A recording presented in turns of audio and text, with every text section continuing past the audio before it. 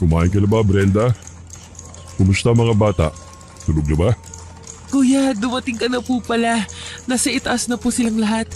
Baka nanonood ng TV kasi tapos na silang gumawa ng assignments. Mabuti naman kung ganon. Halika, sabayan mo ako maghapunan. Nako, tapos na po akong kumain. Subay ako sa mga bata. Hintayin ko na lang po na matapos kang maghapunan, kuya. Hindi pa naman ako naguhugas sa mga plato eh. Sayang naman. Akala ko masasabayan mo ako. Pero sige na nga. Kakain pa rin ako kasi paborito ko itong niluto mong ulam. Ang sarap mo pa namang magluto ng kaldereta, Brenda. Alam mo, pwede ka na mag-asawa. Maaasahan ka sa mga gawaing bahay eh. At magaling ka rin mag-alaga ng mga bata. Mahaba ang pasensya mo. Nako, hindi pa po ako pwedeng mag-asawa, Kuya Rene. May obligasyon pa po ako sa pamilya ko sa probinsya. Bakit? Panganay ka ba sa inyong magkakapatid? Hindi po, pero yung ate kasi namin maagang nag-asawa, tapos sunod-sunod po ang pagbubuntis. Kaya ikaw ang sumunod sa dapat ay responsibilidad ng ate mo? Opo, Talaga pala maaasahan ka, Brenda. Lalo tuloy akong humanga sa'yo. Maswerte ang mapapangasawa mo. salamat po. Salamat din sa'yo. Hindi kami nagkamali ni Lorna na kunin ka namin para makasama ng mga bata dito sa bahay. Parami yatang nakain ko. Ang sarap mo kasi talagang magluto, Brenda eh. Isang tipid ng ngiti na lamang ang itinugon ng dalaga sa among lalaki. Maingat niyang kinuha ang platong pinagkainan nito at sinimulan na ang paghuhugas.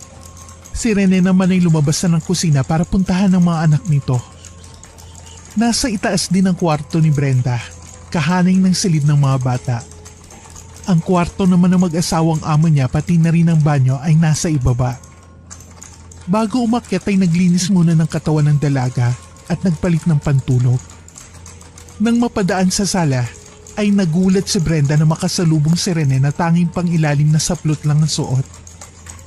Hindi naman yun ang unang beses na nakita niyang halos subad na ang among lalaki, pero hindi pa rin maiwasang mailang ni Brenda. Huwag mong sabihin naiilang ka pa rin kapag nakikita mo kung ito lang ang suit ko, Brenda. Akala ko pa naman sanay ka na. Ang mga bata nga sanay na sa akin eh. Pasensya na po. Sa edad ko kasi ngayon hindi ko po nakita si tatay sa ganyang itsura. Mahigpit po siya sa pananamit lalo na sa aming mga babaeng anak. Hindi na ako nagtataka. Ganun talaga sa mga probinsya. Pero dapat, masanay ka na, lalo't nandito ka na sa lungsod. Hindi po yata ako masasanay talaga. Sige po, aakyat na po ako. Maaga pa po ako bukas dahil maghahanda pa po ako ng almusal ninyo ng mga bata. Sandali lang, Brenda. Pwede bang mamaya ka na umakyat? May sasabihin lang sana akong importante sa'yo. Tungkol po saan, kuya? Halika, maupo ka muna rito sa sofa. Hindi ka ba nangangalay? Kanina ka pa nakatayo eh, habang nag-uusap tayo. Hindi na po. Sanay naman akong nakatayo. Ano po ba yung importanteng sasabihin niyo sa akin? Kasi Brenda, may aaminin ako sa'yo. Alam mo bang matagal na kitang gusto? Po?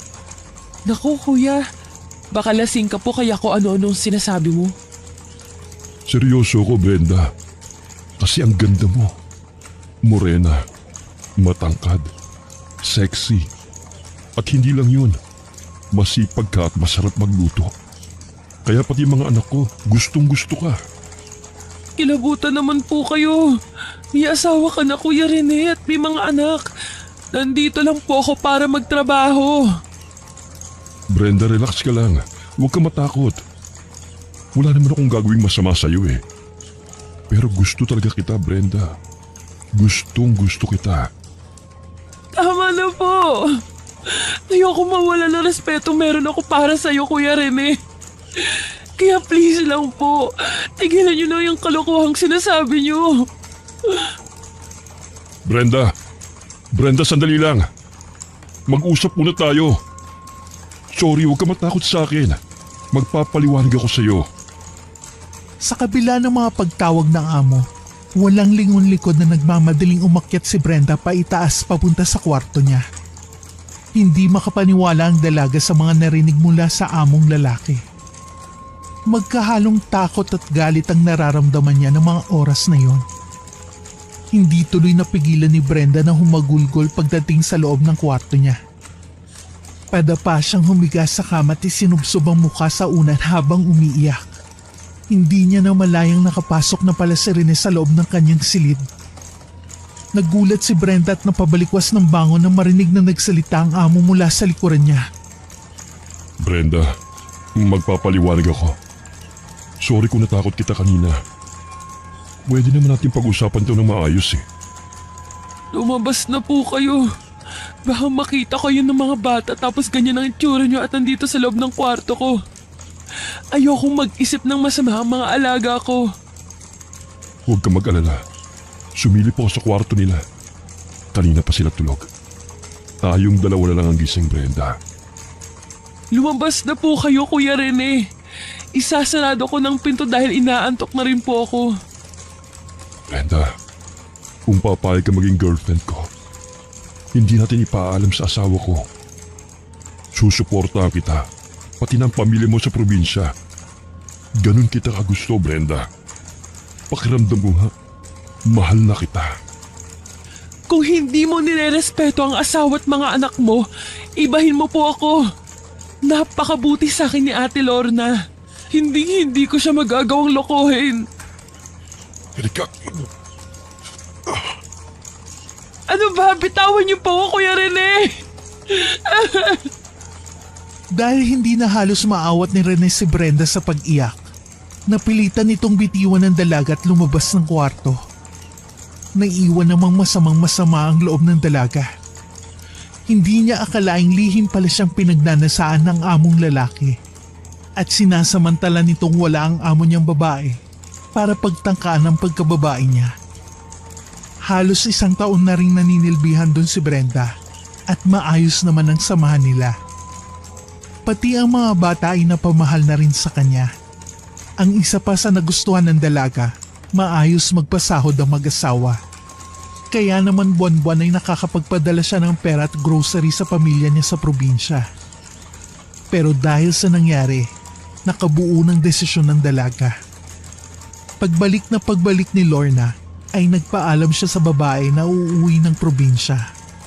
Nagdahilan na lamang si Brenda para pumayag ito. Nalulungkot man siya sa naging desisyon pero hindi na siya pwedeng magtagal pa sa bahay ng mga ito. Baka kasi sa susunod ay magtagumpay na si Rene sa masamang binabalak nito sa kanya.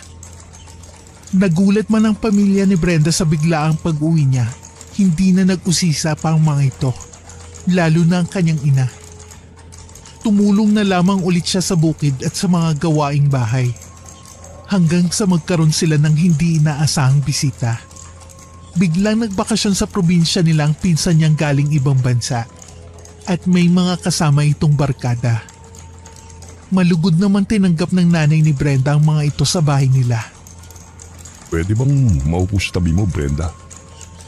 Kiko, bakit ka nandito? Oo naman, upo ka lang. Pero ingat ka kasi baka mahulog ka. Mataas pa naman tong pampang. Salamat. Hinanap kita sa nanay mo, pati na rin sa pinsan mo. Bigla ka kasing nawala sa bahay. Sabi nila, nandito ka nga raw sa paborito mong tambayan. Nagpupunta ako dito kapag gusto ko magmuni-muni. Tsaka mahangin kasi dito at magandang view. Lalo na kapag palubog ang araw. Tama ka. Masarap nga rito. Tahimik at presko. Ito yung masarap dito sa probinsya. Sariwang hangin, di gaya sa Maynila. Pero nasa Maynila ang magagandang trabaho, Kiko. Kung ganun pala, bakit hindi ka na bumalik sa dati mong trabaho? Mahabang kwento. Mukhang personal masyado yung tanong ko, no? Pasensya ka na, Brenda. Oo nga pala. Ano nga yung mga isla na natatanaw ko? Mga karatig isla. Sakop din ng Romblon. Kaya ba nating languyin mula dito hanggang doon? Sira ka ba? Siyempre hindi. Kailangan natin sumakay ng baroto o yung maliit na bangkang desagwan. O di kaya doon sa bangkang gamit sa pagbiyahe. Nakarating ka na ba sa mga isla na yun, Brenda? Hindi ba dun sa dalawa? Sa Gakot pa lang, yun kasi ang pinakamalapit dito sa isla namin. Doon naman sa Banton, yung nakikita nating pinakamalaking isla. Doon daw lumipat noon si Nanang. Nanay ni nanay ko. Nung panahon ng gera. Tapos yung natatanaw nating parang kambal na isla. Yun naman ang Dos Hermanas. Dos Hermanas? Oo, Kiko. Ang magkapatid na isla. Sina Carlota at Isabel. Sabi ni na tatay, daungan daw ng mga aswang. Kaya pinagbawalan kaming puntahan ng Dos Hermanas. Ha? Aswang? Oo, Kiko. Siguro hindi ka naniniwala sa mga aswang. Kasi laking syudad ka eh. Ano bang itsura ng sinasabi mong aswang? Hindi pa naman ako nakakakita ng aswang. Maaga kasi kami natutulog nung mga bata pa kami. At hindi na pinapayagang lumabas sa gabi. Pero sabi nila, maraming anyo ang aswang. Dito sa probinsya namin, kagkag kung tawagin. Minsan anyong kabog o yung malaking paniki. Minsan naman daw malaking aso o di kaya baboy. Ibig sabihin, yung malaking baboy na itim na nakasalubong ko kagabi, aswang yun? Kagabi? Oo. Niyaya kasi ako ng pinsan mo na manood ng sayawan sa kabilang barangay. Tapos umihi ako ron. May sagingan. Malapit lang din sa auditorium. Akala ko yung itim na baboy na nakita ko, nakalimutan lang isilong ng may-ari. Aswang pala. Bakit hindi mo agad sinabi kina nanay? Alam nila kung sino mga aswang dito sa lugar namin. Siguro taga malapit lang yun. Tapos alam na dayo ka dito sa isla namin. Kiko, huwag ka na muna sasama sa mga sayawan lalo na't gabi. Baka mamaya hindi ka na makabalik ng Maynila. Kasi makukuha ka na ng aswang na nagpakita sa'yo sa sagingan. Hindi naman intensyon ni Brenda na takutin ang bisita nilang bakasyonista. Gusto niya lang itong bigyan ng babala para makapag-ingat. Hindi akalain ng dalaga na lalagnatin si Kiko kinagabihan. Nagdeliryo pa ito at panay sigaw na layuan daw ito ng aswang. Mabuti na lamang at matyaga itong binantayan ng nanay niya. Kinabukasan ay maayos na ang pakiramdam ng binata. Pero nang makita nito si Brenda ay biglang namutla ulit si Kiko. Marahil ay naalala nito ang aswang dahil sa kanya. Sumama na ulit ang binata sa mga sayawan at pistahan ng mga sumunod na araw. Panatag naman ang loob ni Brenda dahil may dala na ang mga itong pangontra sa aswang, maligno at iba pa. Pero may mga gabing nagigising ang dalaga at nagigis na ng kanyang ina na nakatayo sa may bintana.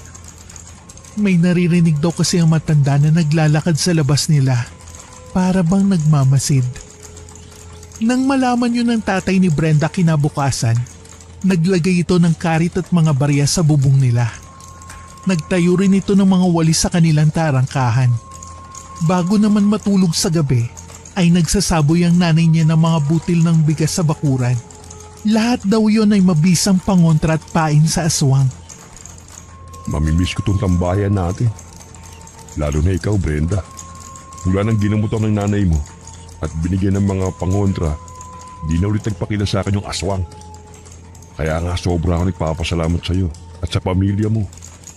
Hindi lang sa pagpapatuloy sa amin, kundi pati na rin sa pagprotekta sa aming magbabarkada. Naku, wala yun, Kiko. Bisita kayo ng pinsan ko. Obligasyon naming istimahin kayo at siguraduhin ligtas. Pero, hindi mo man lang ba naisip, kahit minsan, Kiko, na baka ako pala yung aswang? Puro ka talaga kalokohan, Brenda. Seryoso ako, Kiko. Hindi sumagi sa isip ko kahit minsan. Pero, kung sakaling magiging aswang ka, kusa na ako magpapalapa sa'yo, Brenda. Talaga lang ha? Pero maiba ako. Babalik pa ba kayo dito sa isla namin? Hindi ko pa masasabi. Bala ko kasing mangibang bansa pagbalik ko sa Maynila.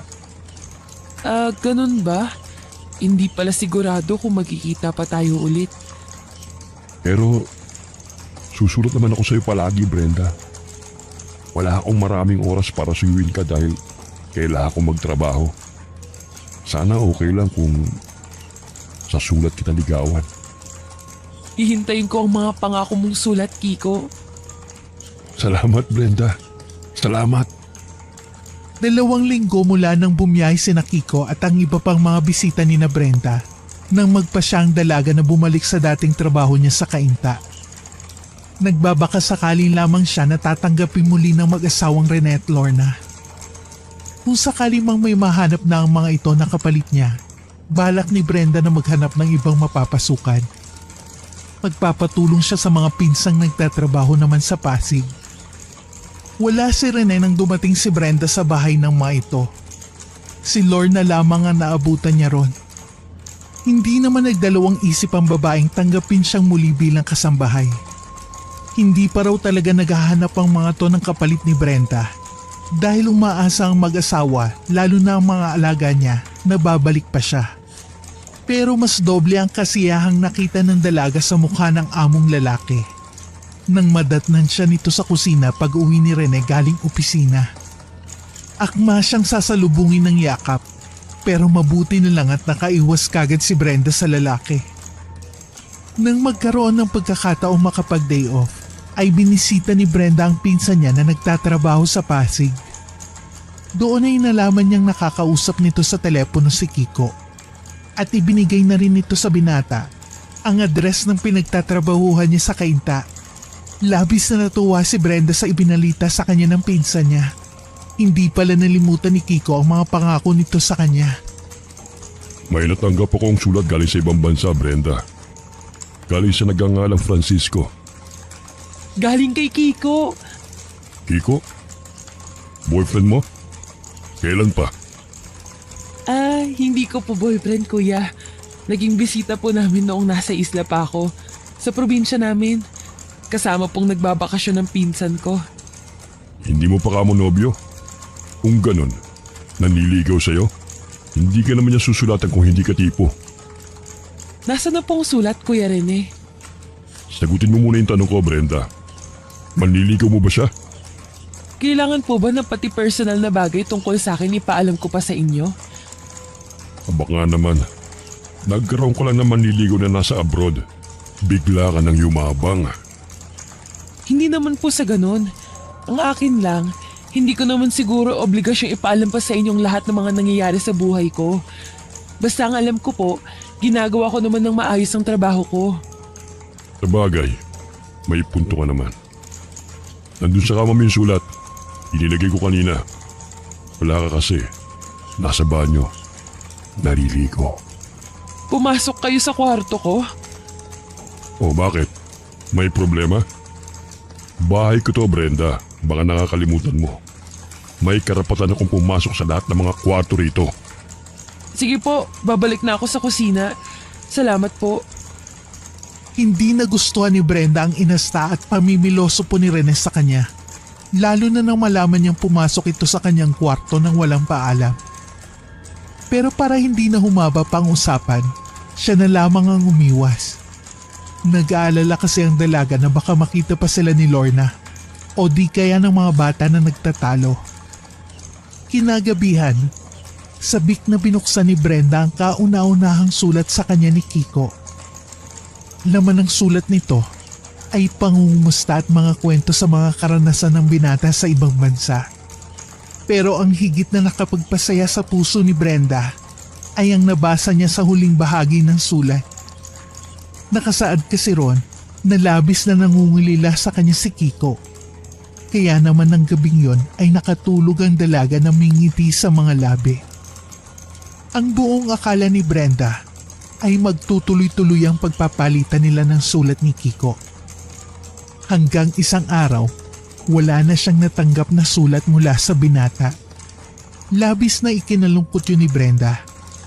Kung kailan kasi sinagot na niya ito, ay saka naman hindi na nagparamdam si Kiko. Nang hindi na kinaya ng dalagang lungkot at sakit na dulot ng unang pagkabigo sa pag-ibig, nagpaalam siyang muli sa mga amo na uuwi ng probinsya. At sa ikalawang pagkakataon ay hindi siya pinigilan ni Lorna.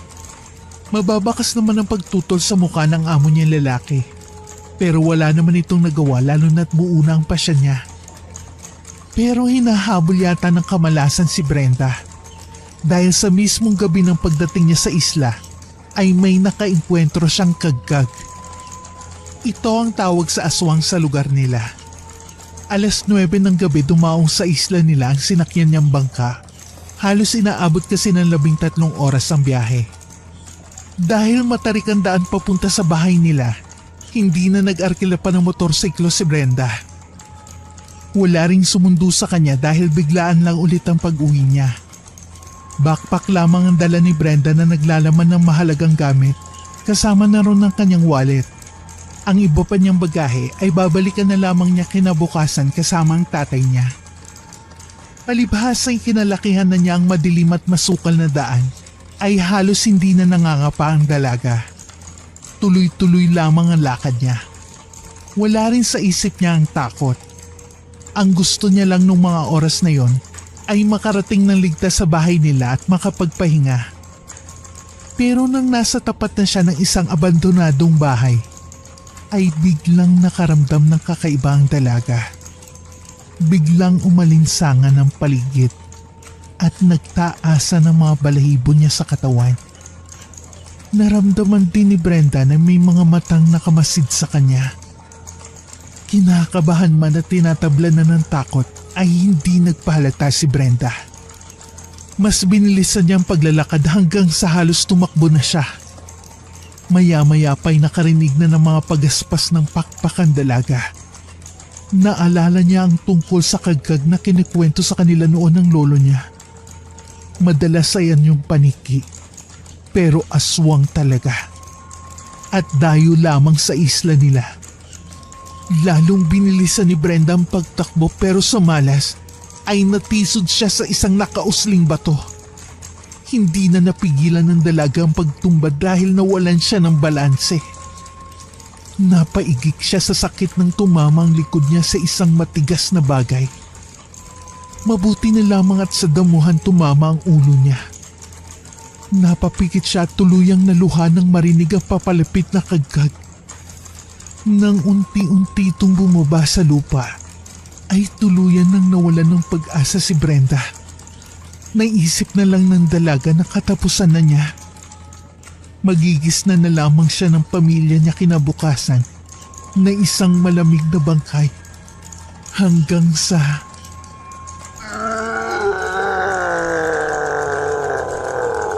Sa wakas, natyempohan din kita kagkag ka!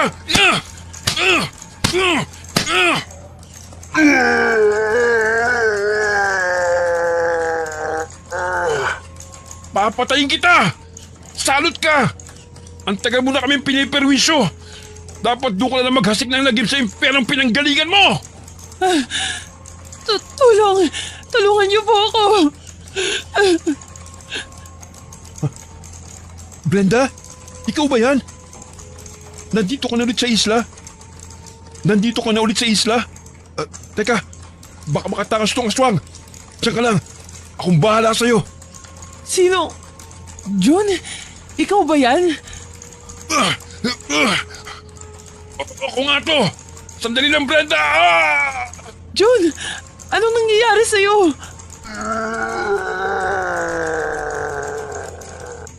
Jun! Nasaan ka? Jun! Nandito ako. Naisahan ako ng aswang, Brenda. Natakasan ako ng hayop. Hayaan mo na. Mas mahalaga ang kaligtasan mo, nating dalawa. Kahit nanghihina ay pilit nilapitan ni Brenda si June. Tinanggal rin niya muna ang backpack na sinuot niya paharap sa kanya pagdating sa pantalan. Kung sana'y sa likod niya inilagay yon, hindi gaanong nasaktan ng likurang bahagi ng kanyang katawan pagbagsak niya sa lupa. Dahil madilim ang paligid, hindi makita ng dalaga kung saan tinamaan ng aswang si June. Saka pa lamang niya nalaman na nagkalat ang dugo sa suot nitong damit pagdating nila sa kanilang bahay. Gulat at pag-aalala ang naging reaksyon ng mga magulang niya pagkakita sa kanila. Kaagad na ginamot ng tatay ni Brenda ang mga sugat ni June na dulot ng mga kalmot dito ng aswang na umatake sa kanya. Labis-labis din ang pasasalamat ng magulang ng dalaga kay June dahil sa pagkakaligtas ng binatilyo sa kanya. Sinabi naman ni June na nagkataon lamang ang lahat, pero maaari ring tadhana ang may gawa. Matagal na raw nitong binabantayan ng kagkag, Dahil inatake rin ito noon ang kapatid na buntis ni June. Hindi nga raw makapaniwala ang binatilyo na mabosesa nito si Brenda. Akala nito'y guni-guni lamang yon dahil ang pagkakaalam ni Jude ay nasa kaintaan dalaga at nagtatrabaho. Nang mga sumunod na araw ay naging bisita ni Brenda ang binatilyo. Tumutulong ito sa tatay niya at sa kanya sa mga gawaing bahay. Hindi naman sa pinagbabawalan kitang pumunta rito sa bahay. Pero June, mas matanda ako sa'yo. Kung tama si tatay sa sinabi niyang nililigawan mo ko, hindi pwede. Bakit naman hindi pwede? Tama ang tatay mo. Ang totoo niyan, nag-iipon lang ako ng lakas ng loob para makapagpaalam ako sa kanya ng formal na manliligaw ako sa'yo. June, bata ka pa. 17 ka lang. At 18 ka naman. Gasino na yung isang taon na tanda mo sa akin. Kahit na, hindi pa rin magandang tignan. Parang nakababatang kapatid na kita. Matagal na akong may gusto sa'yo, Brenda. Mga bata pa lang tayo. Hinahangaan na kita. Dapat nung nakarang uwi mo pa ako magtatapat sa'yo. Kaya lang, naunahan ako ng Kiko na bisita nyo. Ah, si Kiko. Kilala mo pala siya. Boyfriend ko na siya, June. Boyfriend? Paano nangyari yun? Balita ko, nasa abroad siya. Sinagot ko siya sa sulat. Ganun ba? Bakit parang hindi ka naman masaya? Kasi kung kailan sinagot ko na siya, saka naman hindi nagparamdam. Ganun ba? Baka naman hindi talaga seryoso. O di kaya, may nakilala doon na mas maganda. Siguro nga. Pero para sa akin, ikaw ang pinakamaganda, Brenda. Bilobola mo lang ako eh. Pero salamat. Hindi pa bobola yun. Kalimutan mo na yung Kiko na yun. Nandito naman ako eh. Hindi man ako nakapag-abroad kagaya niya. Hindi man ako kasing pogi niya. Pero hindi naman kita sasaktan. Lulukuhin o ipagpapalit, Brenda. Hay nako, June. Bata ka pa. At ako rin. Marami pa akong pangarap para sa pamilya. Hindi naman kita kagad pakakasal kapag sinagot mo ako eh. Makapagsalita ka para may pampakasal na nga talaga.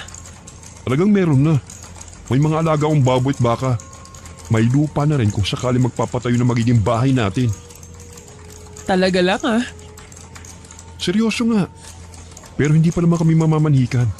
Tutulungan muna kitang abutin ang mga pangarap mo para sa pamilya mo habang pinaghahanda ng magiging kasal natin balang araw. June, Seryoso talaga ako, Brenda. Hindi na lang kita gusto. Mahal na kita. At ikaw ang babaeng pangarap kong iharap sa altar at makasama hanggang sa pagtanda. Dahil na rin sa pagpupursige ni June at para makalimutan ng sakit na idinulot ni Kiko sa puso ni Brenda, sinagot niya ang binatilyo. Hindi na niya gaanong pinatagal pa ang panliligaw nito sa kanya, lalo't mukhang seryoso naman talaga ito at aprobado ng buong pamilya niya. Napagkasunduan nilang sabay umalis ng probinsya para magtrabaho. Sa tulong ng pinsan niya sa Pasig, ay nakapasok si Brenda sa isang mayamang pamilya sa Maynila bilang kasambahay. Si June naman ay kinuhang panadero ng tiyuhin nitong may panaderya sa Batangas. Mabilis na lumipas ang panahon. Naging maayos at matibay ang kanilang relasyon hanggang sa umabot na sila ng 10 taon bilang magnobyo. Palibhas ay may ipon na si June at naipagawa na rin ni Brenda ang bahay nila sa probinsya. Nagkasundo na magpakasal ang dalawa. Umuwi sila sa probinsya at doon nga'y namanhika na si June sa kanila. Kaagad din silang bumalik sa kani-kaniyang trabaho. May 5 buwan pa bago ang araw ng kasal nila kaya makakapag-ipon pa sila. Lalo at medyo malaki rin ang magagastos sa kasal. Masaya si Brenda. Sigurado na siya kay June at nasasabik na siyang maging asawa ito. Pero hindi akalain ng dalaga na magkukrus ang mga landas nila ng una niyang pag-ibig. Nang minsang bumisita siya sa kanyang pinsan sa Pasig, ay nagulat siya nang madatnan niya ron si Kiko, Brenda, buhay ka pa pala? Brenda, magpapaliwanag ako. Para saan pa? Ikakasal na ako. Ikakasal ka na? Kanino? Sa boyfriend ko. Hindi mo kilala. Probinsyano rin siya kaya bagay kami. Hindi siya nakapagtapos, hindi nakapangibang bansa, pero hindi siya katulad mong sinungaling at manloloko. Pero tayo pa, Brenda. Hindi naman tayo naghiwalay. Bigla ka na lang nawala. Hindi na nagparamdam. Wala nang mga sulat. Anong iisipin ko? Anong gusto mo? Umasa pa ako? Ikaw ang hindi na sumagot sa mga padala kong sulat, Brenda. Ako nga mas dapat manumbat sa iyo ngayon eh. Anong ibig mong sabihin? Hindi ako tumigil sa pagpapadala ng mga sulat sa iyo. Pero wala akong natanggap. Si Kuya Rene, ang amo kong lalaki sa kainta, siya ang laging nakakatanggap ng mga sulat mo. Hindi kaya hinarang niya ang mga sulat ko kaya wala ka natatanggap. Teka, may gusto ba sa'yo Rene na yun, Brenda? Inaalok niya ako maging babae niya at muntik pagsamantalahan. Gulat at galit ang naramdaman ni Kiko sa mga nalaman nito kay Brenda. Ang dalaga naman ay nanghina na mapagtantong si Rene ang may kagagawa ng lahat. Hindi pala siya niloko at basta binaliwala ni Kiko. Pakana lamang ang lahat ng dati niyang amo. Marahil dahil nagsiselos ito sa kanyang unang naging nobyo. Hindi maiwasang maguluhan ni Brenda. Lalo na nang aminin sa kanya ni Kiko na mahal pa rin siya nito. Napamahal na rin sa kanya si June at utang niya ang kanyang buhay sa binata. Pero mas matimbang pa rin sa puso niya ang lalaking unang nagpatibok sa kanyang puso.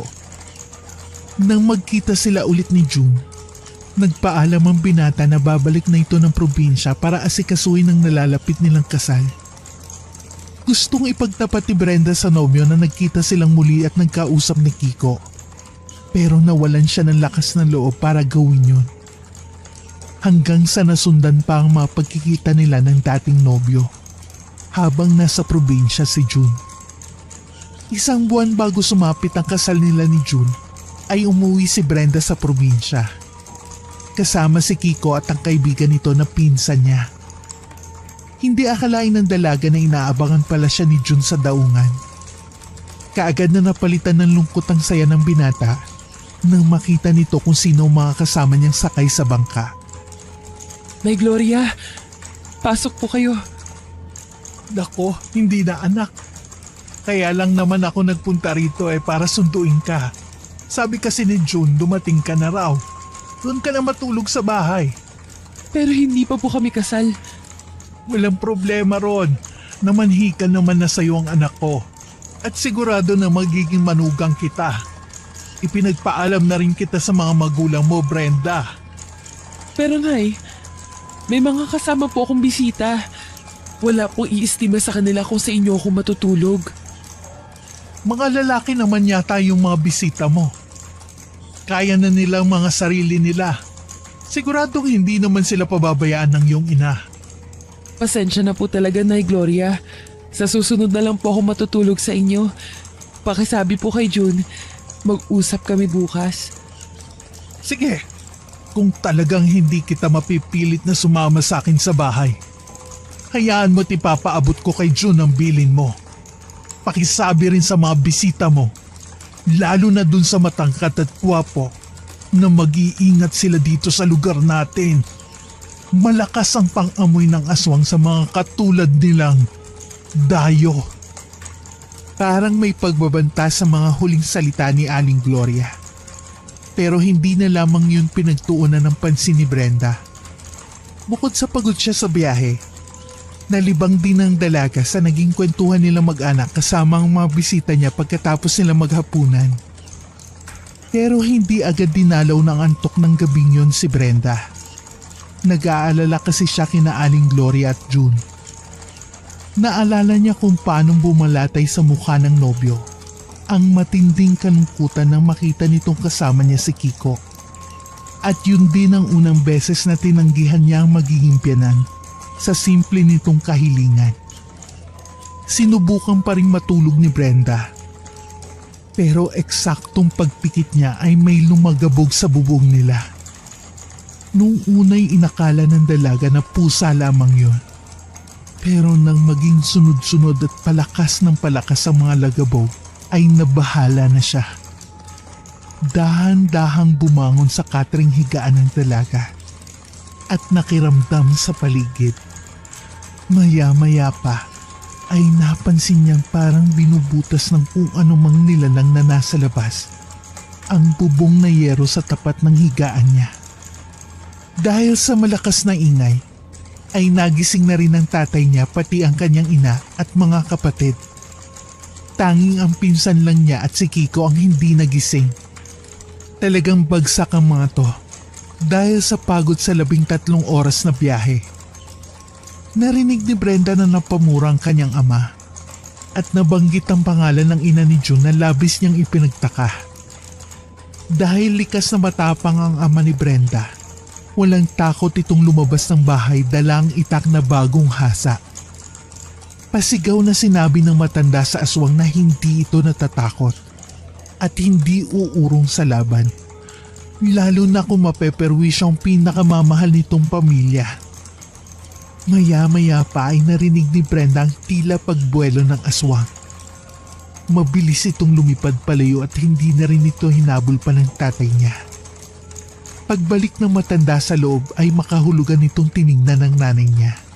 Sa kasabay halos ang dalawa na bumaling sa kanya. Hindi maintindihan ng dalaga kung bakit parang siyang sinisisi ng mga magulang sa biglang pag-atake ng aswang sa bahay nila. Ganun pa man, hindi rin nakaligtas sa paningin ni Brenda ang tila pag-aalala ng kanyang ama't ina. Kinabukasan, alas 7 pa lang ng umaga ay nasa tahanan na nila si June. Kaagad itong hinarap ni Brenda. Dahil halos hindi na rin naman siya nakatulog magdamag. Niyaya niya ito sa tambayan niya sa may pampang na madalas nilang puntahan nung naliligaw pa lang sa kanya ang binata. Hindi ka sumama kagabi kay nanay sa bahay. Umasa pa naman akong darating ka.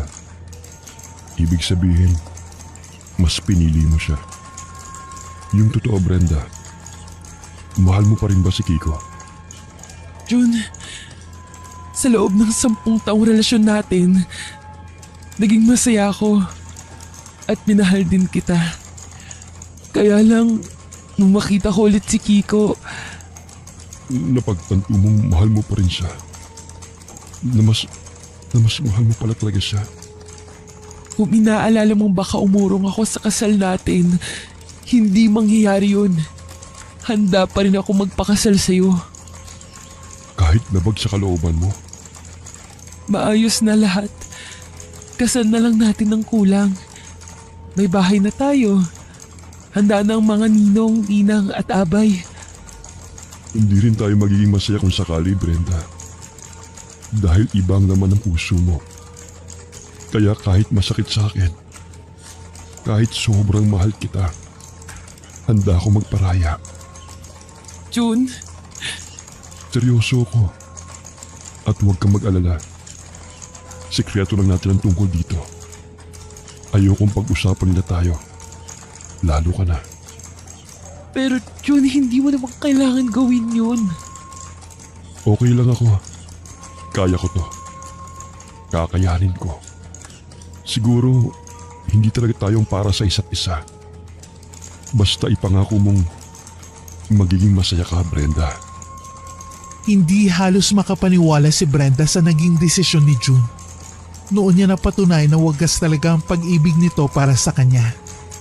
Kagaya ng pangako ng binata, walang nakaalam tungkol sa paghihiwalay nilang dalawa. Hindi rin naman nagtagal sa probinsya sina Brenda dahil ilang beses nakainkwentro ng aswang si Kiko. Parang punteriya talaga itong patayin na labis silang ipinagtataka. Ayaw namang isipin ng dalaga na may kinalaman doon si June dahil sigurado siyang wala naman itong lahing aswang. At kung sakaling meron man, hindi rin gagawin yun ni June dahil ito mismo ang maayos na nakipaghiwalay sa kanya. Pagbalik ng Maynila ay nagsama na sina Brenda at Kiko. Nagpakasal din sila sa West bago siya bumalik sa trabaho. Ayaw mang maglihim ni Brenda sa pamilya niya. Pero wala siyang ibang pagpipilian kundi ilihim muna sa mga ito ang tungkol sa kanila ng asawa niya. Ang pinsan niya sa Pasig at ang pinsan niyang kaibigan ni Kiko ang mga naging saksi sa lihim nilang pagpapakasal. Pero kabaliktaran ng hiling ni June sa kanya ang naging kapalaran ni Brenda. Sa halip na maging masaya dahil masinunod niya ang tinitibok ng puso, ay naging miserable ang buhay niya sa piling ni Kiko.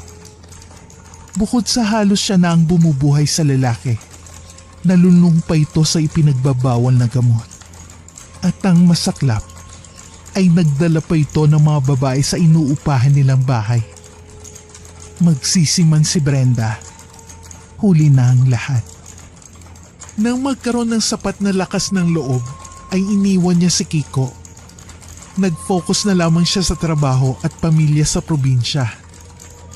Nang ipagtapat niya sa mga ito ang naging maling desisyon, halos ilang buwan din siyang hindi kinibo ng nanay niya. Hanggang sa sumulat ito at sinabing napatawad na siya. Noon nagpa siyang magbakasyon muli sa probinsya si Brenda. Nabalitaan niyang binata pa rin si June, pero ilang taon nang hindi umuwi ron ng binata. Nahiling na lang ng dalaga na sana'y naghilom na ang sugat sa puso nito, na dulot ng pagiging salawahan niya. Hindi inaasahan ni Brenda na masasalubong niya si Aling Gloria sa daan nang minsan naglalakad siya pauwi galing sa pagsisimba. Nahihiyang initian niya ang matanda at kinumusta. Pero hindi ito tumugon. At sa halip ay matalim siyang tinitigan na nagdulot ng kakaibang kilabot sa buong pagkatao niya. Kinagabihan, halos hindi makakain si Brenda. Namamaga ang lalamunan niya na ultimong lugaw ay hindi niya malunok. Tinubuan din siya ng kakaibang mga pantal sa katawan at naglalagas ang buhok. Kaagad na umalis ang nanay niya kahit 10 oras ng gabi. Pagsapit ng 12:00 ay unti-unti na naging maayos ang pakiramdam ng dalaga. Pagbalik ng nanay niya, nalaman ni Brenda na si Aling Gloria palang umaswang sa kanya. Hindi pa rin siya napapatawad ng matanda sa ginawa niya sa anak nitong si June. Noon din na pagtagpi-tagpi ng dalaga ang mga engkwentro nila ni Kiko sa aswang. Kinabukasan, nagpasama si Brenda sa kanyang mga magulang sa bahay ni na Aling Gloria. Personal at taus-puso siyang humingi ng tawad dito. Sinabi niyang maayos naman sila naghiwalay noon ni June at pinagsisihan niya ang desisyon na sa iba magpakasal. Pero huli na ang lahat, siningil na siya ng karma. Nangako rin siya sa matanda na mananatiling sekreto lang ang natuklasan niyang tunay na pagkatao nito. Bago umalis doon si Brenda, ay nakamit na rin niya sa wakas ang pagpapatawad ng muntikan na niyang maging biyanan.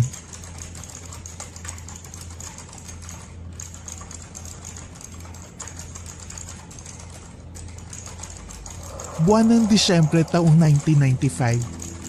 Malapad ang ngiti ng 24 anyos sa dalagang si Helen habang inilalagay sa sobre ang sulat niya para sa nobyong si Jimmy.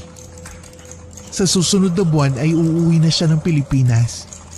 Halos 2 taon na naging kontrata niya sa Singapore bilang domestic helper. Malungkot sa ibang bansa. Sa mga unang buwan ni Helen sa nasabing bansa ay halos gabi-gabi siyang umiiyak.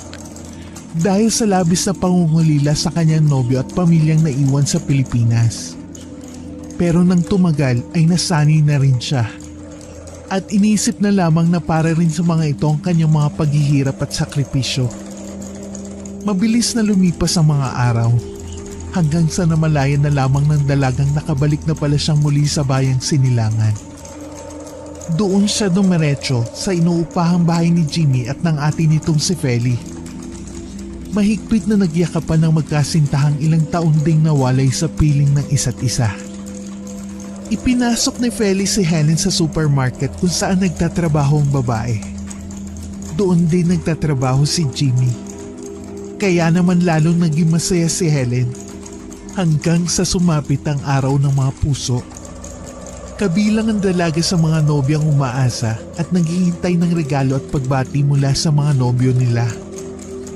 Jim, saan mo nabili tong bulaklak? Mukhang mamahalin ah. Fresh flowers na bouquet? Ang bango ng amoy. Ah, yan ba? Naku, hindi sa akin yan, Len. Kay Ate Feli yan. Naiwan lang dito sa kwarto ko. Galing yan sa maniligaw niya. Ganun ba? Akala ko pa naman. Oo nga pala. Saan tayo pupunta mamaya paglabas galing trabaho? May pupuntahan kaming birthday party ng isang kaibigan ko eh. Pasensya ka na, Len. Nakalimutan ko palang sabihin sa'yo. Ayos lang naman, Jim. Pero di ba 14 ngayon? Valentine's Day? Sa 5 taong relasyon natin, ngayon mo lang ako hindi binati. Okay lang naman kung nakalimutan mong bumili ng regalo. Medyo nagtatampo lang ako kasi parang nakalimutan mong may Helen kang dapat batiin ngayong araw ng mga puso. Pasensya na talaga, Helen. Huwag kang magtampo. Hindi na ako makakaatras sa lakad namin eh. Kasi nakauo na ako dun sa kaibigan ko ng 1 linggo pa. Hayaan mo, babawi ako sa'yo. Ibig sabihin, hindi pala kita kasabay na uuwi mamaya? Baka may lakad din si Ate Feli. Ihahatid muna kita bago ako tumuloy sa pupuntahan ko. Talaga? Salamat naman. Sige na, pinapayagan na kita.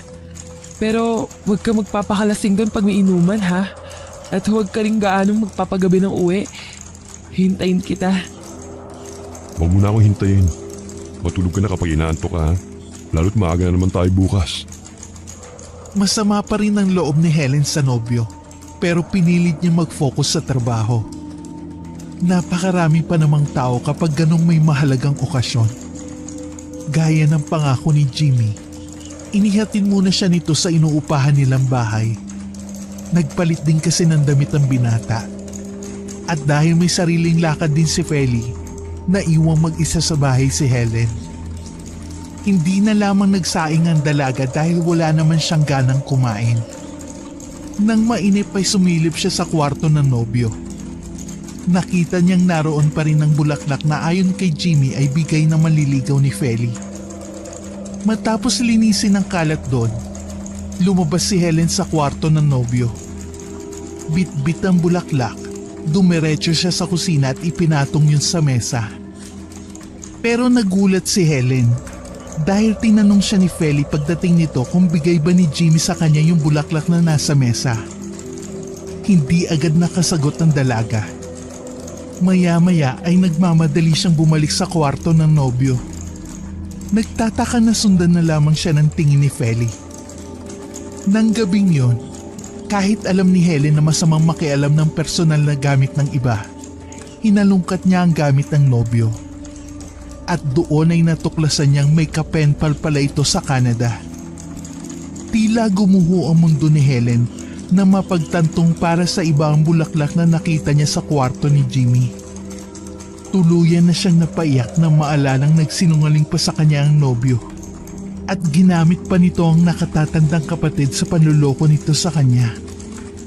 Ano bang pag-uusapan natin at dito pa tayo nagpunta sa park? Talagang nagbago ka na nga, Jimmy. Kahit sa mga simpleng pasyalan, mukhang ayaw mo na akong kasama. Hindi naman sa ganun. Parang ang seryoso mo na kasi. Kailan pa, Jim? Kailan mo pa ako niloloko? Helen, Huwag ka na magsisinungaling ulit dahil alam ko na ang totoo. Sabi mo kay Ate Feli yung bulaklak. Pero hindi pala. Sa'yo pala yun. Binili mo talaga para sa kapenpal mong kauuwi lang galing Canada. Helen, magpapaliwanag ako. Nasa abroad pa pala ako, nagkakamabutihan na kayo. At matagal mo na akong niloloko. Mas mahal mo na ba ang Eva na yun kaysa sa akin? Lenny, hindi ko kasi matanggihan si nanay. Nung unang taon mo sa Singapore, nagbakasyon ako sa amin sa Pangasinan. Naaalala ko yun. Nabanggit mo sa isa mong sulat sa akin. Pinilit ako ni nanay na ligawan si Eva. Citizen na kasi siya sa Canada. Botong-boto sa kanya si nanay.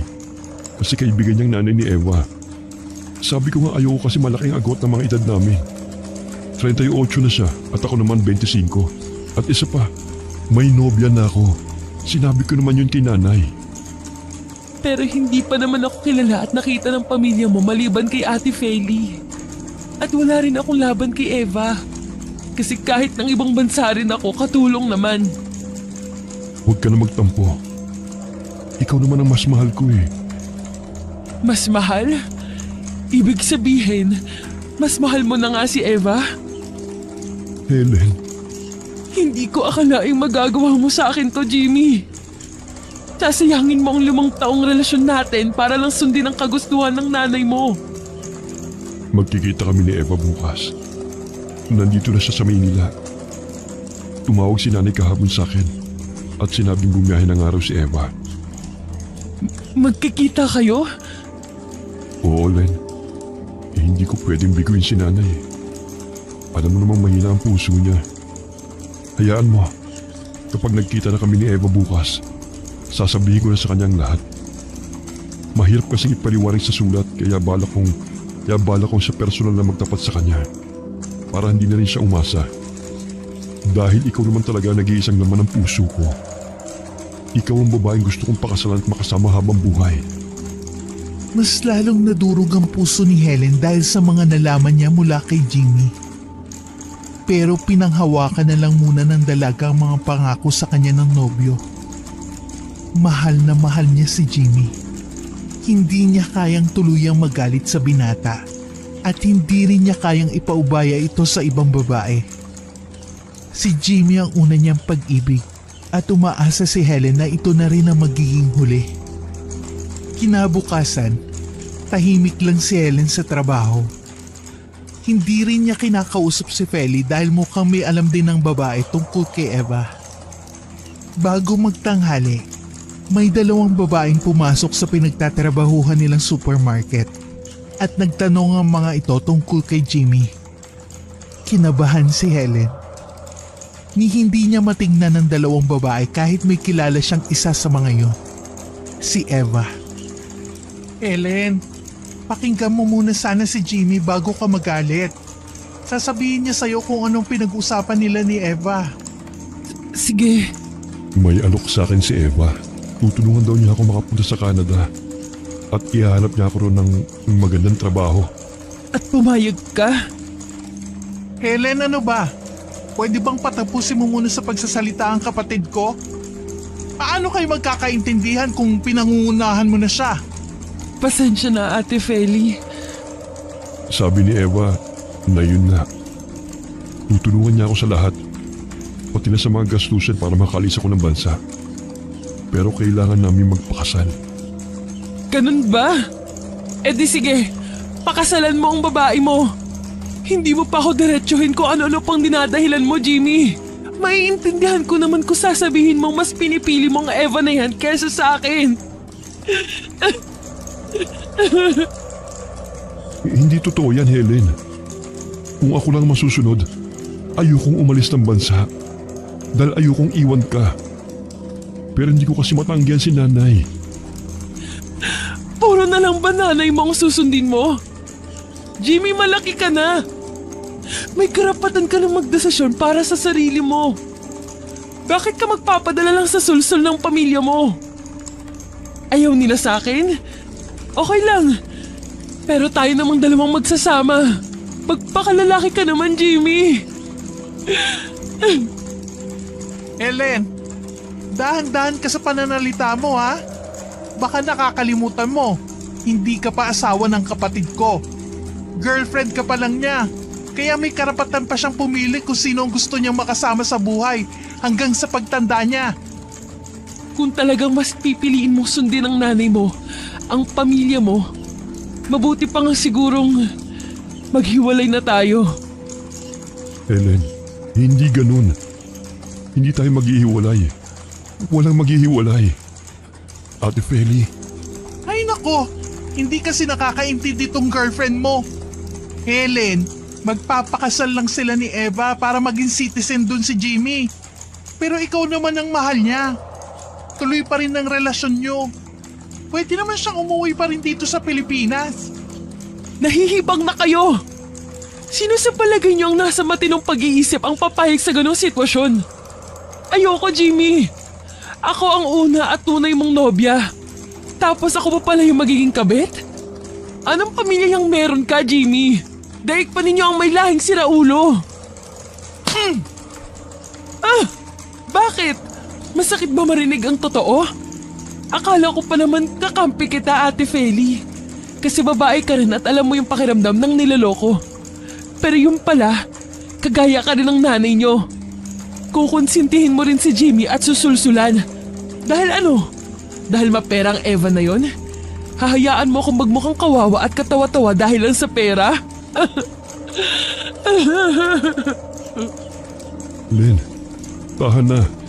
Kasalanan ko. Ako talaga yung nagkamali. Dapat nung una pa lang, hindi na ako pumayag sa gusto ni nanay. Patawarin mo sana ako. At bigyan ng isa pang pagkakataon. Helen, please. Hinayaan ni Feli na mag-usap ng masinsinan sina Helen at Jimmy.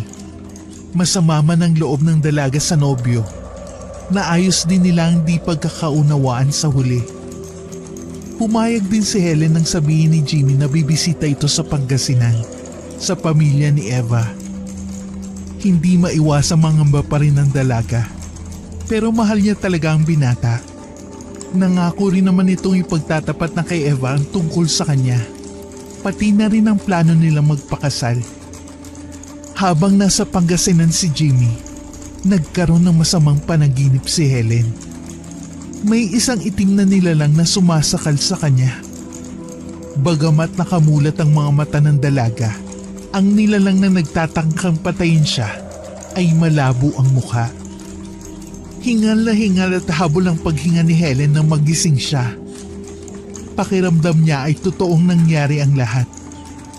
Sa nanghihinang mga kamay, ay pilit niyang kinapa ang leeg at sinampal ang sariling pisngi. Hindi niya mapigilang mapaiyak nang mapagtantong nagising siya mula sa isang nakakatakot na panaginip. Dahil nagkakailangan na sila ni Feli, hindi na niya binanggit sa babae ang tungkol sa kanyang napanaginipan. Nang bumalik si Jimmy, tinanong kaagad ni Helen ang nobyo kung nasabi ba nito kay Eva ang tungkol sa kanila. Hindi ko nasabi sa kanya. Lalo na sa pamilya niya. Pasensya ka na, mahal. Pero bakit? Ibig bang sabihin, pinipili mo siya? Hindi, Helen. Natakot kasi ako sa magulang niya. Mahal na mahal nila si Eva. Lalo na ng mga kapatid niyang lalaki. Nag-iisang anak na babae siya. At nasasabik sila makapag-asawa na si Eva. Paano tayo magpapakasal kung hindi mo pa naaayos yung problema mo kay Eva? Jimmy, kaya nga tayo magpapakasal para lumagay na sa tahimik. Pero paano mangyayari yun kung ganito kagulo ang sitwasyon mo? Natin! Pasensya ka na talaga, mahal. Huwag ka na magalit. Hayaan mo. Kukuha lang ako ng tiyempo para masabi sa kanya. Tatawagan ko siya. At pangako, sasabihin ko na talaga sa kanya ang totoo. Para hindi na siya umasa pang kaming dalawang magkakatuluyan. Jim, huling pagkakataon na tong ibibigay ko sa'yo ngayon. Kapag hindi mo pa rin nasabi kay Eva ang lahat ng dapat mong sabihin, ako na mismo ang lalayo. Aalis ako dito at maghahanap ng ibang trabaho. Doon sa malayo sa'yo. At gagawin ko ang lahat para hindi na ulit mag-cross ang mga landas nating dalawa. Helen. Mula ng huling pag-uusap ni na Helen at Jimmy, hindi na ulit kinibo ng dalaga ang binata. Hindi rin naman siya nito kinulit. Naisip nun ni Helen na baka napagtanto rin talaga ni Jimmy na mas mabuti kung susundin na lang nito ang kagustuhan ng ina at mga kapatid. Mula mang sapat na basihan ay labis na nasaktan si Helen sa mga naiisip. Hindi niya alam kung handa na nga ba siyang ipaubaya kay Eva si Jimmy kung sakali. Hindi niya rin magawang lubos sa magalit sa nanay ng nobyo. Naisip ng dalaga na marahil bilang isang ina ay gusto lang talaga nito mapabuti ang anak. Kumpara naman kasi talaga kay Eva ay talong-talo siya. Bukod kasi sa botong-boto rito ang pamilya ni Jimmy. Maganda rin ang magiging buhay ni Jimmy kapag si Eva ang nakatuluyan ng binata. May posibilidad na makapagtrabaho sa ibang bansa si Feli. Pati na rin ang iba pang kapatid ng mga ito. Hanggang isang araw, nagkaroon ng hindi inaasahang bisita si Helen. Magandang umaga. Dito ba nakatira si Feli?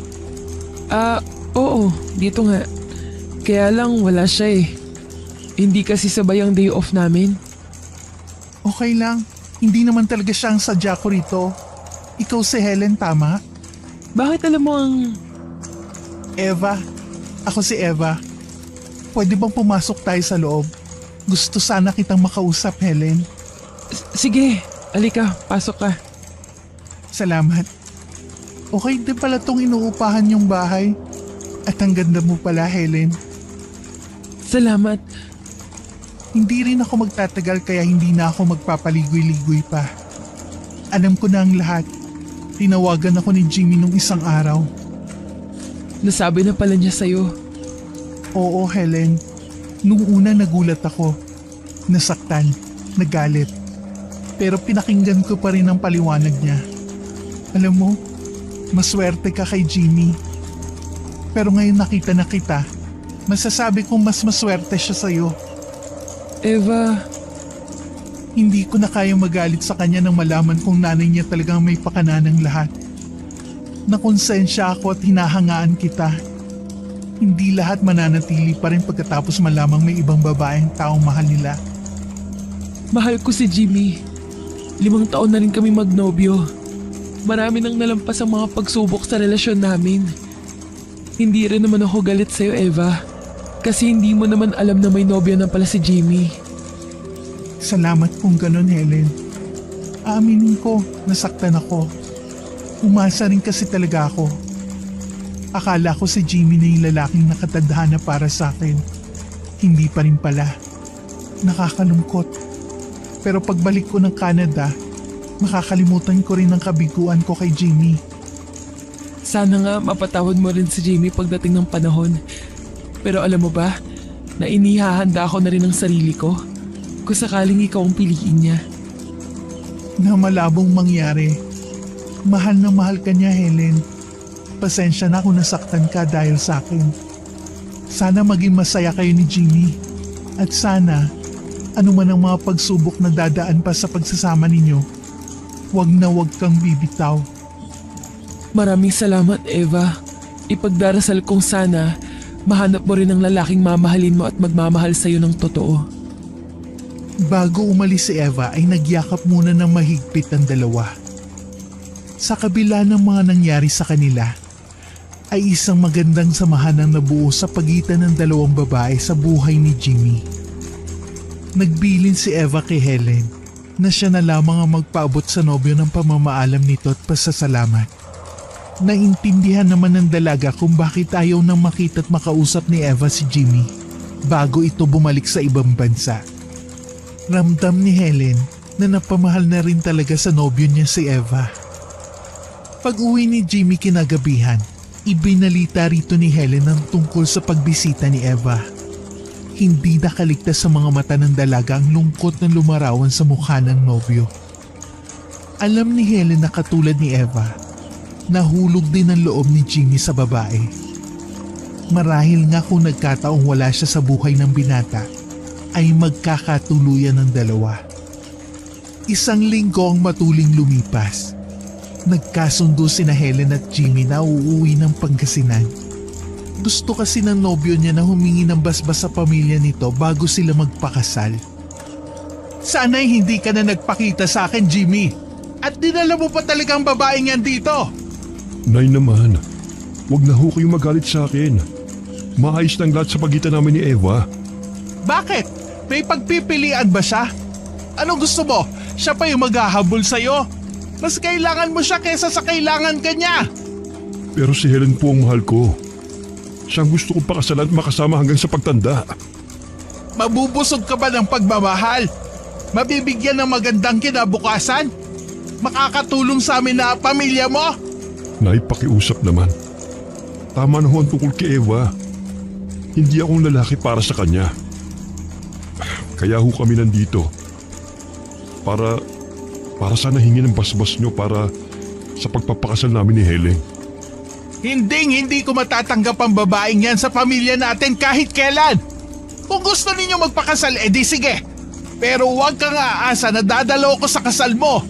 Si Eva lang ang babaeng gusto ko para sa'yo, Jimmy. Wala nang iba. Kaya kung talaga mas pinipili mo ang babaeng yan kesa sa amin, kesa sa akin, kalimutan mo na rin na may ina ka pa rito sa Pangasinan.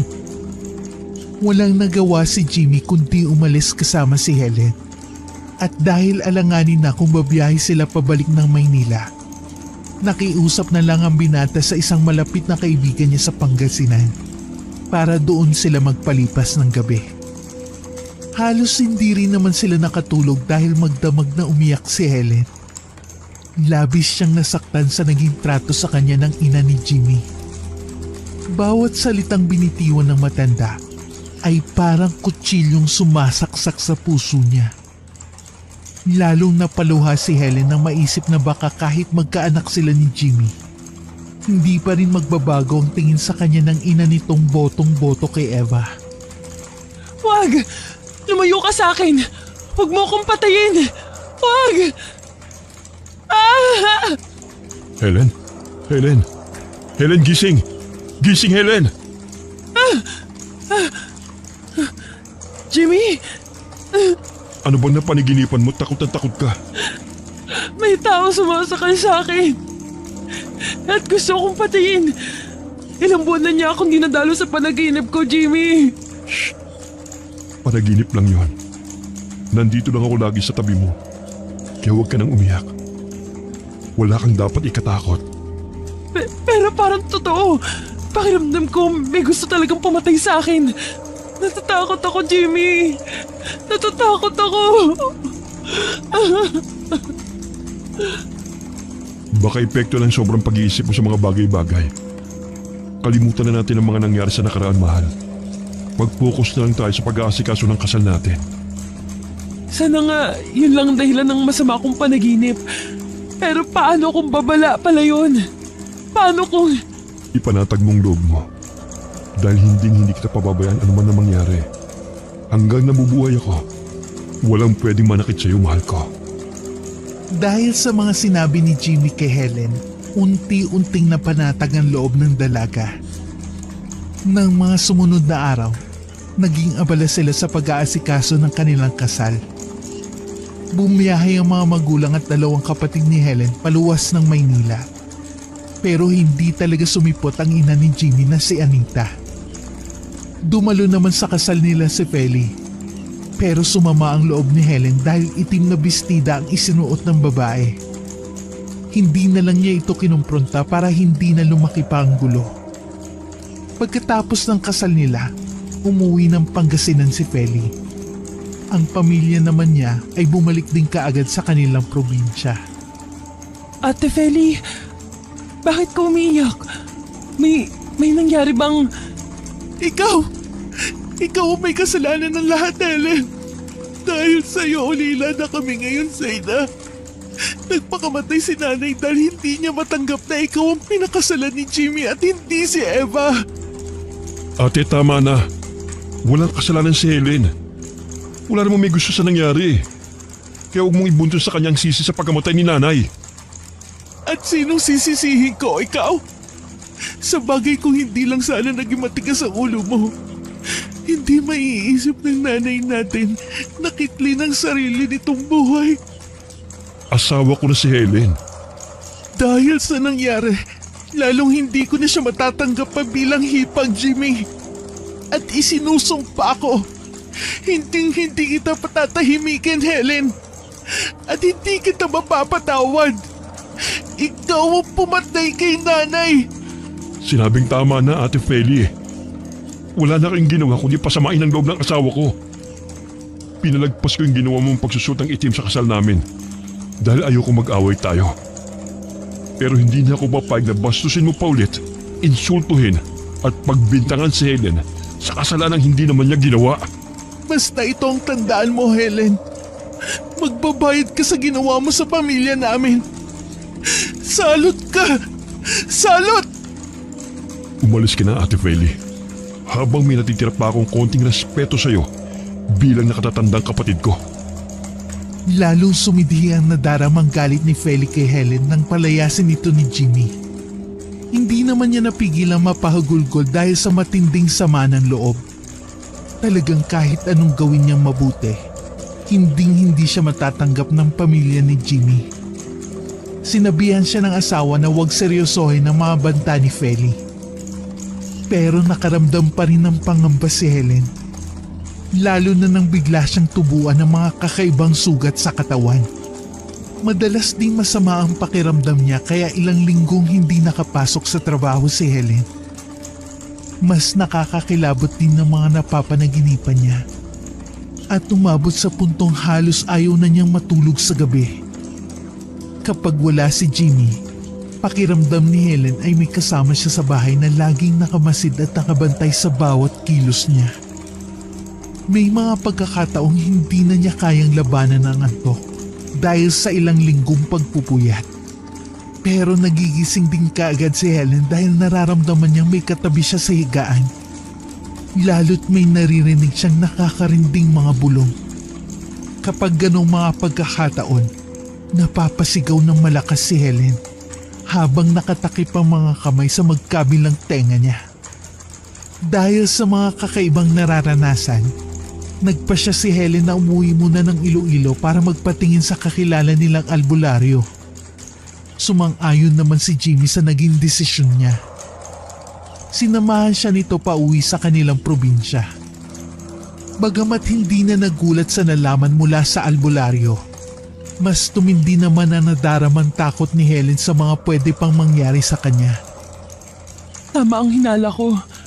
Ang ate Feli mo nga ang may kagagawan ng mga kakaibang nangyayari sa akin. Pasensya ka na, Helen. Hindi ko akalaing tututuhanin niya yung mga banta niya sa'yo. Ibig bang sabihin may lahi kayong mangkukulam? Hindi ko alam, Helen. Hindi ko alam. Baka may inutusan si Ate Feli. Baka may kakilala siya o si nanay na may alam sa itim na mahika. Paano kung hindi naagapan ang ginagawa niya sa akin? Baka patay na ako ngayon. Huwag mong sabihin yan, mahal. Palagay ko, hindi naman intensyon ni Ate Feli na patayin ka. Masama lang siguro ang loob niya dahil sa mga nangyari sa aming ina. Dahil kung talagang intensyon niyang patayin ka, barang na kagad ang gagamitin o ipagagawa laban sa'yo. At talaga ipagtatanggol mo pa siya? Helen, kapatid ko pa rin siya. At mas kailangan namin ng isa't isa ngayong ulila na kami sa ina. Oo nga pala. May sasabihin ako sa'yo. Ano yun? Bala ko mga ibang bansa sa susunod na buwan. Pagbalik natin sa Maynila, aayusin ko na yung mga kailangan kong ayusin. Sigurado ka na ba talaga sa plano mong yan? Oo, Helen. Para kapag nagkaanak tayo, may sarili na tayong bahay at ipon na rin para sa kanyang kinabukasan. Lalo na sa pag-aaral niya.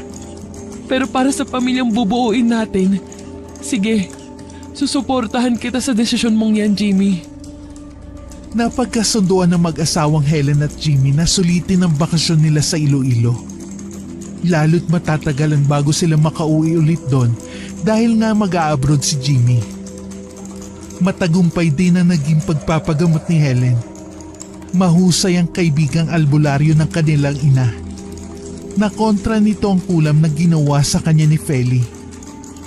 Ang buong akala nila ay tapos na ang problema at matatahimik na sa wakas ang kanilang pagsasama. Pero may bagong pagsubok palang darating kay Helen. Hindi na naman siya makatulog dahil ayaw siyang patahimikin ni Anita. Mukhang hanggang sa kabilang buhay ay hindi titigil ng kanyang biyenan hanggat hindi siya nito na ibabaon sa hukay. At hindi lang ito basta nagmumulto dahil nagagawa nitong saktan siya ng pisikal. Naroong tinutulak siya nito sa hagdan, binabagsakan ng mabibigat na gamit, hinahagisan ng matatalas na bagay. Minsan ay muntik din siya mapilay nang mahulog sa hagdan. Mabuti na lang talaga at nagkakataong nakakaligtas si Helen sa lahat ng masasamang balak sa kanya ng multo ni Anita. Pero hindi na talaga niya alam kung anong gagawin para tigilan na siya nito. Para tuluyan na matahimik ang buhay at pagsasama nilang mag-asawa. Jimmy, alam mong mahal na mahal kita. Pero wala na ako ibang maisip na paraan para tigilan na ako ng nanay mo. Maghiwalay na lang tayo. Ano bang sinasabi mo, mahal? Maayos ng lahat ng huling pag-uusap natin ha. Pumayag ka na nga na umalis ako ng Pilipinas. Nagbago na ba ang isip mo? Ayaw mo na ba akong umalis? Pwede naman natin pag-usapan ulit ang tungkol dun, Helen. Hindi mo kailangan makipaghiwalay sa akin. Lalo na ngayong kasal na tayong dalawa. Ang nanay mo, hindi niya pa rin ako tinitigilan. Minumulto niya ako, Jimmy. At may pakiramdam akong hindi siya titigil hanggat hindi ako namamatay. Bakit ngayon mo lang sinabi sa akin? Sana kung nalaman ko kagad, hindi na lang ako umalis ng bahay. Kaya nga hindi ko na ipinapaalam sa'yo dahil ayoko maapektuhan pati ang trabaho mo. Ayoko na, Jimmy. Ayoko na. Pagod na ako. Ibibigay ko na lang ang gusto ng nanay mo para matapos na rin ang paghihirap ko. Helen, pakiusap mahal. Huwag kang panghinaan ng loob. Huwag tayo mawalan ng pag-asa. Bumalik tayo sa kakilala niyong albularyo. Sasamahan kita. Naniniwala kong matutulungan niya tayo. Babalik tayo ulit ng Iloilo? Kung yun lang ang tanging paraan para matapos ang mga pagpaparamdam at panggugulo silang multo ni...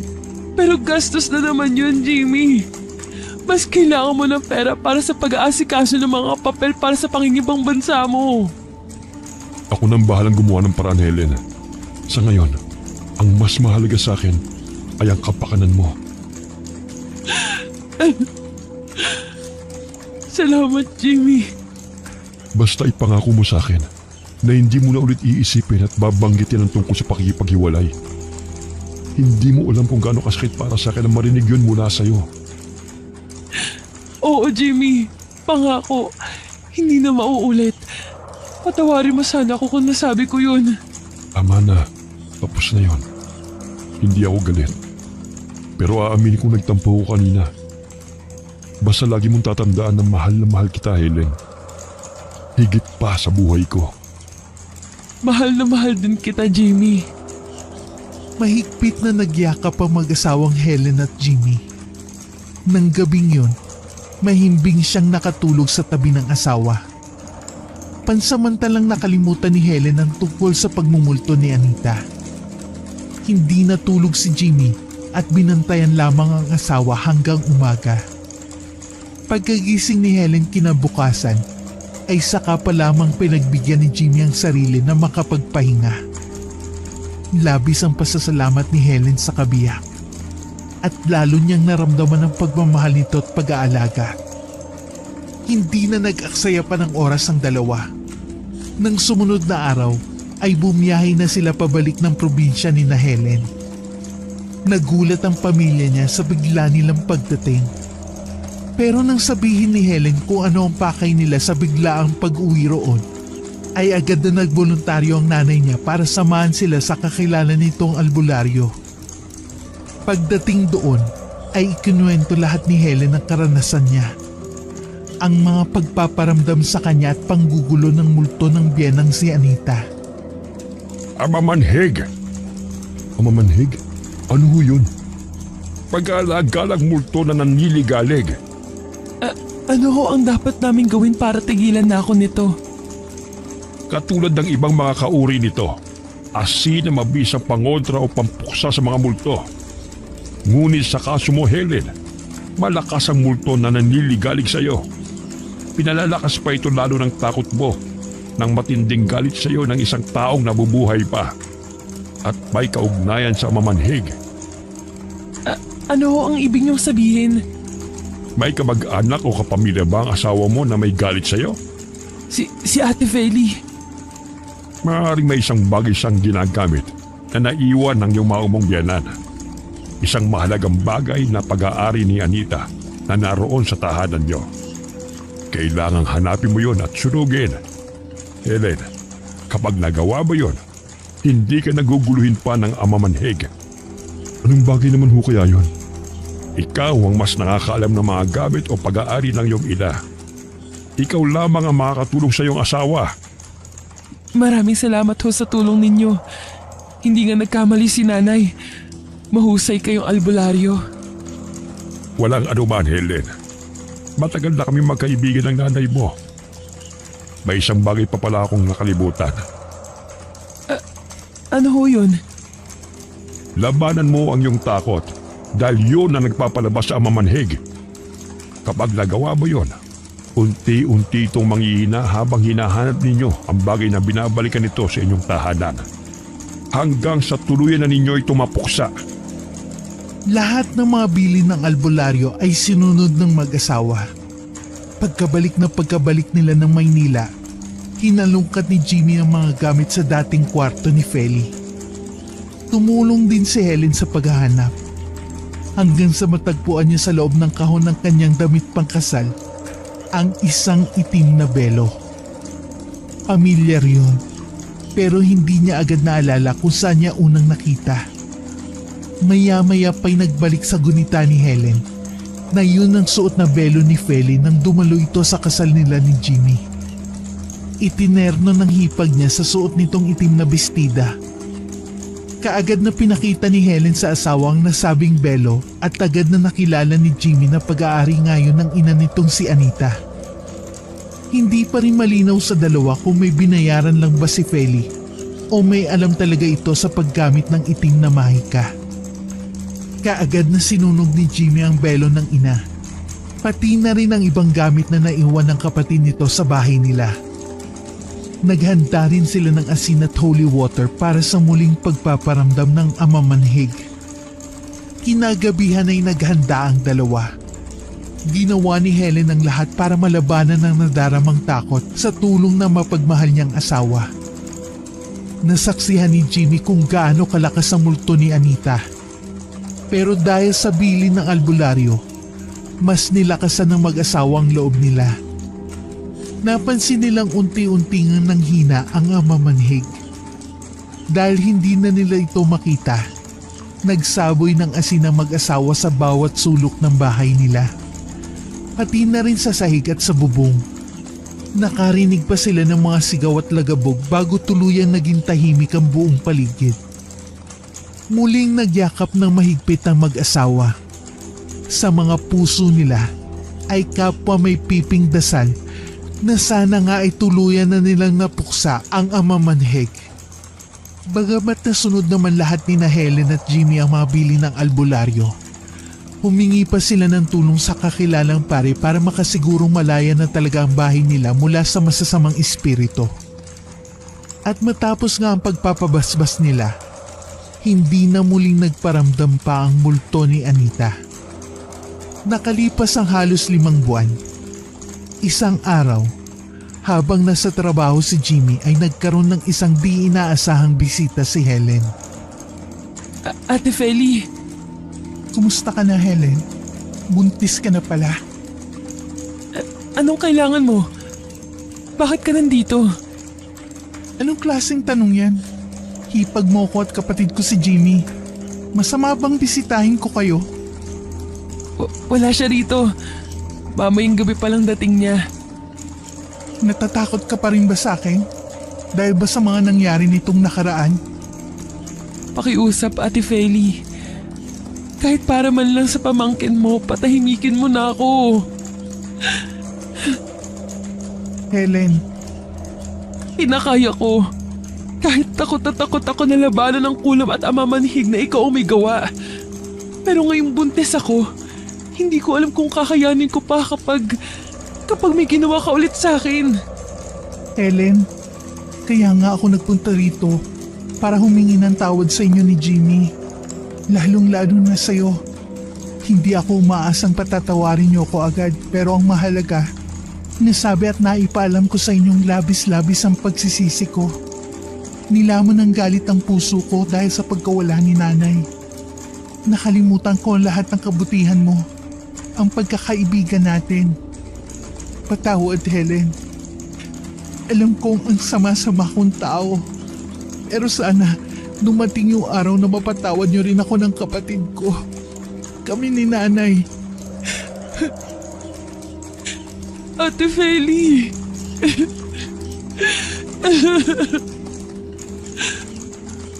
Kagaya ni Helen, gulat na gulat din si Jimmy pagdating nito kinagabihan nang makita ang nakatatandang kapatid.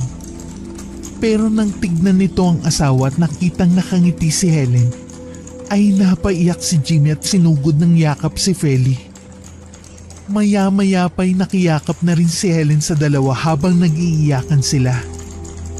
Nang gabing yun din ay nakamit ni Feli ang kapatawaran mula sa mag-asawang Helen at Jimmy. Masaya nilang pinagsaluhan ng masarap na hapunang hinanda ni Helen. Napagkasunduan din nila na ituloy na ni Jimmy ang pag-alis nito papuntang ibang bansa. Dahil sa samahan si Helen ng hipag habang wala ang asawa. Ito ang aalalay sa kanya. Lalo at buntis siya sa panganay nila ni Jimmy. Bago umalis ang lalaki ng Pilipinas, umuwi muna silang tatlo sa Pangasinan upang bisitahin ang puntod ni Anita.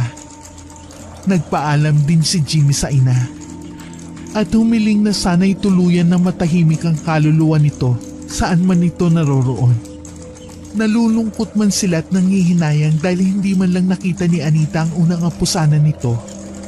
Alam ni Helen na gagampanan ni Feli ang pagiging mabuting tiyahin sa magiging pamangkin.